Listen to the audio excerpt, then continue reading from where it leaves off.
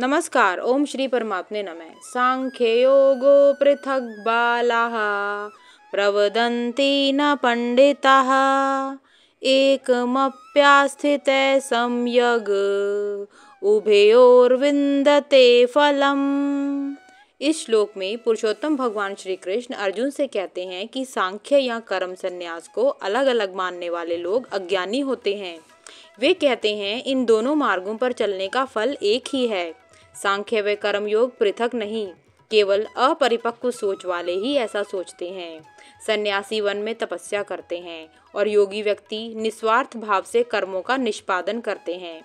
मनुष्य यदि वन में जाकर तपस्या करता है तो उसे सन्यासी माना जाता है, किंतु इस बात को समझना चाहिए कि ज्ञान को तभी उपयोगी माना जाता है यदि उसका उचित उपयोग किया जाए। यदि कोई व्यक्ति वन में जाकर तपस्या करता है और वहीं रहना उसे पसंद है और किसी भी आवश्यकता पड़ने पर भी वह वन से आना नहीं चाहता तो वह स्वार्थी कहलाएगा और उसका ज्ञान व्यर्थ हो जाएगा, क्योंकि वह उपयोगी नहीं हो पाएगा। आत्मज्ञान की प्राप्ति का सही उपयोग भी तभी हो सकता है यदि व्यक्ति आत्मज्ञान प्राप्त करके जन कल्याण का मार्ग अपनाए। कर्मयोगी व्यक्ति बाह्य रूप से अपने कर्तव्यों का पालन करते हुए आंतरिक रूप से वैराग्य की भावना को विकसित करते हैं। वे परमात्मा को भोक्ता व स्वयं को परमात्मा का सेवक मानते हैं। इनकी आंतरिक अवस्था कर्म सन्यासियों की भांति हो जाती है, जो दिव्य चेतना में स्थिर होते हैं। वे केवल बाह्य दृष्टि से सांसारिक प्रतीत होते हैं। भारतीय इतिहास में ऐसे बहुत से राजाओं के उदाहरण मिलते हैं जो भगवत चेतना में तल्लीन रहे, जैसे भक्त प्रहलाद, ध्रुव, पृथु, विभीषण इत्यादि।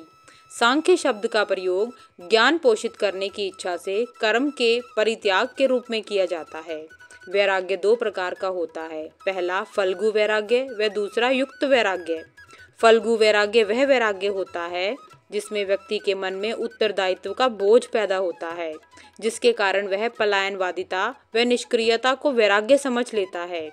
ऐसे व्यक्ति को जब कठोर तपस्या करनी पड़ती है तो वह परेशान होकर लौकिक जीवन में लौट आता है।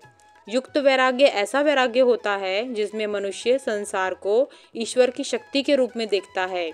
जो कुछ भी ऐसे मनुष्यों के पास होता है वे उन सब वस्तुओं के प्रति स्वामित्व का भाव नहीं रखते, वे परमात्मा की सेवा से प्रेरित होते हैं। ऐसा वैराग्य पुख्ता होता है। ऐसा मनुष्य कभी भी सांसारिक जीवन में वापस नहीं लौटता।